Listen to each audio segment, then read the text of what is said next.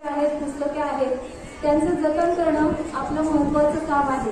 तिच्या विकास आणि संवर्धनासाठी केंद्र सरकारकडून त्याला दरवर्षी अनुदान मिळत असतं आणि या दिनाविषयीची अधिक माहिती सांगतायत कोळी मॅडम। सर्वांना अभिजात मराठी भाषा दिनाच्या हार्दिक शुभेच्छा।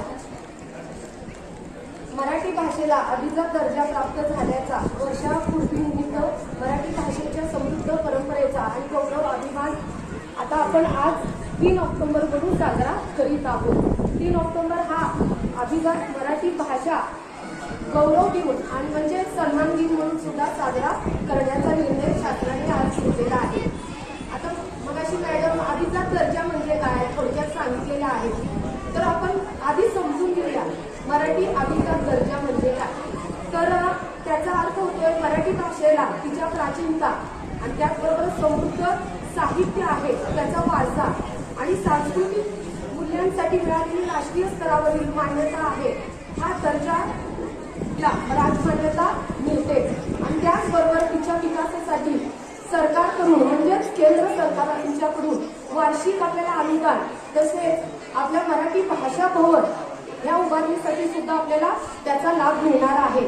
आधी अभिजात दर्जा मिळवण्यासाठी काय निकष लावण्यात आलेला आहे, तर केंद्र सरकारने प्रदीर्घ आपला महाराष्ट्र शासनाचा तर दीर्घकाळ दर्जा मिळवण्यासाठी मागणी होती, तर मराठीला अभिजात दर्जा मिळावा यासाठी अनेक दशकापासून आपली मागणी केली जात होती। त्यानिमित्ताने एक सरकारी समिती काढण्यासाठी मान्यता दिली व त्यासाठी प्राध्यापक रंगनाथ पठारे यांची अध्यक्ष म्हणून त्यांची नियुक्ती केली 2012 साली व 2012 सालीपासून आपण पुरावे जोडण्याला सुरुवात केली। तर पहिला पुरावा काय जोडला, थोडं शांत बसून ऐकायचंय पण का म्हणजे इसवी सन बघा, इसवी सन 983 तर पहिला पुरावा आपला जो मिळालेला होता मराठीचा श्री चामुंडेराये करविले हे वाक्य मराठी भाषेतील सर्वात जुने लिखित उदाहरण म्हणून मांडला गेला, तो 983 सालचा। तो शिलालेख कुठे सापडला, तर शहर बेळगोळ येथील शिलालेखावर तो सापडला।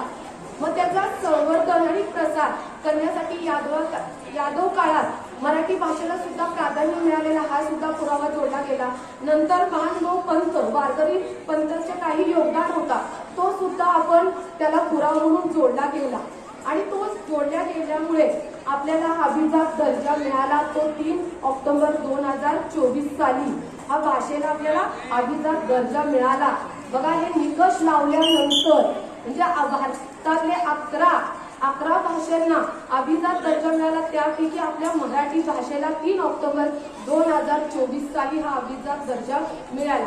आता त्याचा फायदा काय होणार आहे आपल्याला, किंवा आपले महत्व काय आणि परिणाम काय होणार आहे, तर एक आहे तर मराठी बोलीभाषेचा अभ्यास संशोधन साहित्य संग्रह करणे आणि त्याचबरोबर भारतातील म्हणजे सर्व 450 विद्यापीठामध्ये मराठी शिकवण्याची सोय करणे आणि प्राचीन ग्रंथ आहेत ते अनुवादित सुद्धा म्हणजे भाषांतर करण्यात येतील इथून पुढे।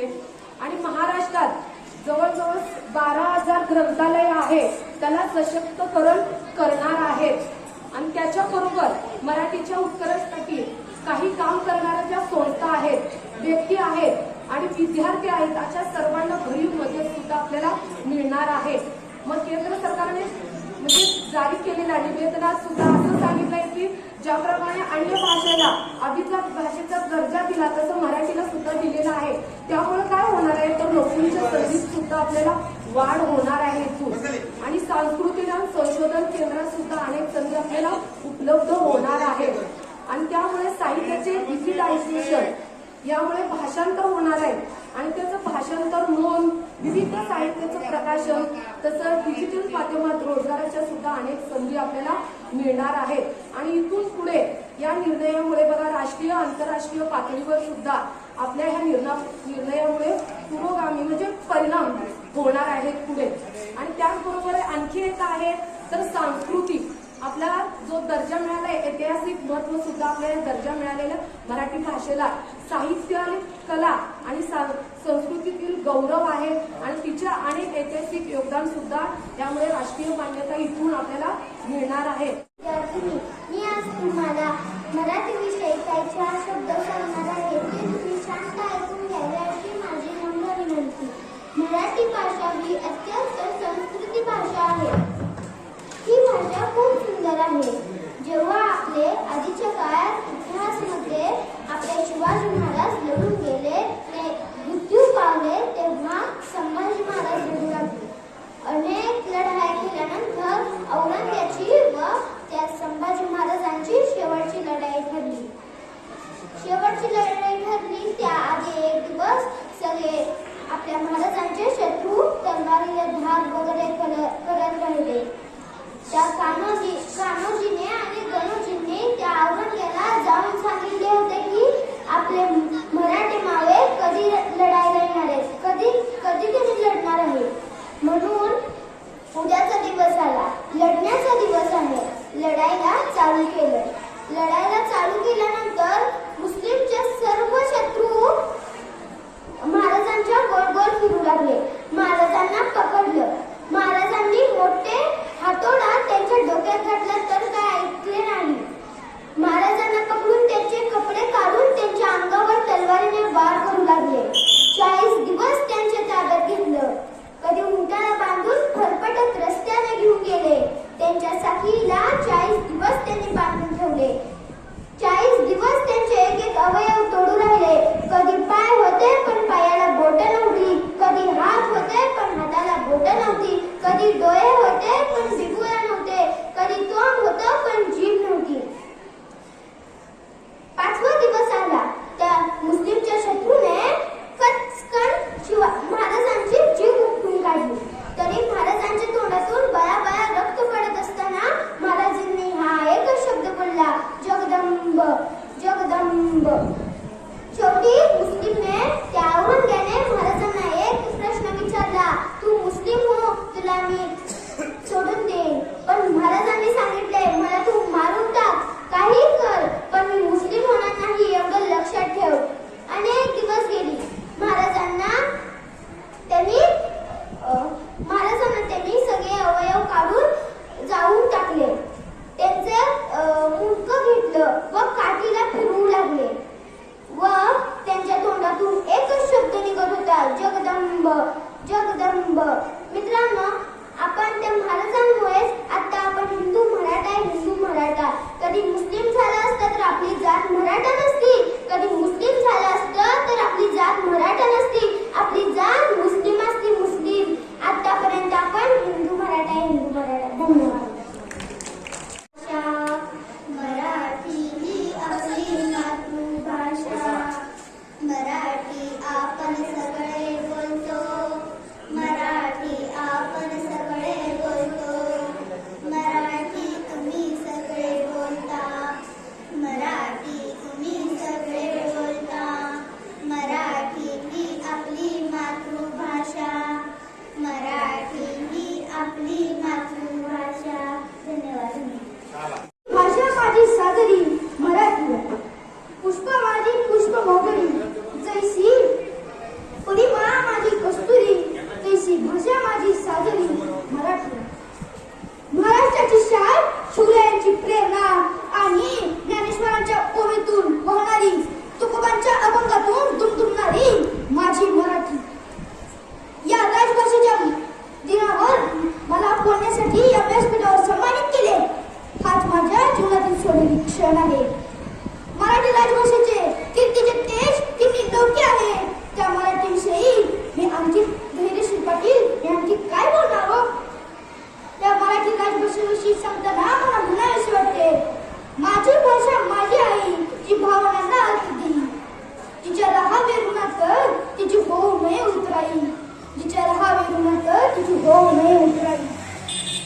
तिच्या एकेका शब्दाला रत्न कांचनाचे मोलक, तिच्या एकेका शब्दाला रत्न कांचनाचे मोलक. रानवाऱ्याच्या गंधात माझी मराठी भिजली, रानवाऱ्याच्या गंधात माझी मराठी भिजली. लिहून या नाना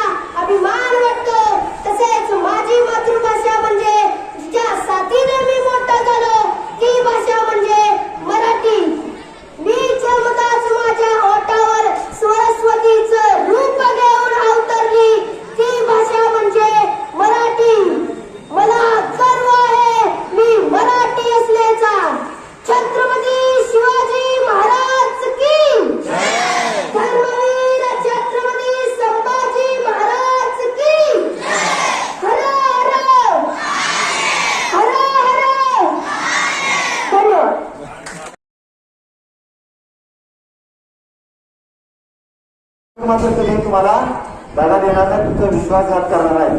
आणि म्हणून आताच्या युगामध्ये किती जरी ई बुक आलं, आता पुस्तकं बघतो आपण, विविध प्रसार माध्यम आणि मीडियावरती पुस्तकं आलेत. आता एक क्लिकवरती पुस्तक समोर ओपन होत आहे, परंतु प्रत्यक्ष प्रिंटेड पुस्तक हातात घेणं आणि ते वाचणं आणि ते वाचावंसं वाटत राहणं हे केवळ त्या पुस्तकांच्या मोशक आहे. आणि म्हणून पुस्तकं वाचा, जास्तीत जास्त ज्ञान मिळवा की जेणेकरून तुम्हाला आयुष्यामध्ये जीवन जगत असताना अनेक प्रकारचा अनुभव मिळेल. आणि हे पुस्तकच तुम्हाला आत्मविश्वास निर्माण करेल. स्टेजवर आल्यानंतर जी लोक बोलतात, जे लोक व्याख्यान देतात, त्यांचं प्रचंड वाचन असतं, खूप वाचन असतं. आपल्याकडे आपल्या विद्यालयातील शिक्षक आहेत बघा, पोद्दार सर आहेत, चोपडे सर आहेत, फुदाले सर आहेत, इकडे मॅडम सगळे आहेत जवळजवळ. म्हणजे यांचं वाचन आहे म्हणून ते आज बोलू शकतात. कारण तुम्हाला जर बोलायचं असेल तर तुमच्याकडे अगोदर आपल्याला ते वाचावं लागतं आणि ते वाचन त्याला प्रेरणा मिळावी म्हणून हा वाचन प्रेरणा मिळावी. तर एवढंच मी तुम्हाला या निमित्तानं सांगतो आणि या ठिकाणी थांबतो. धन्यवाद.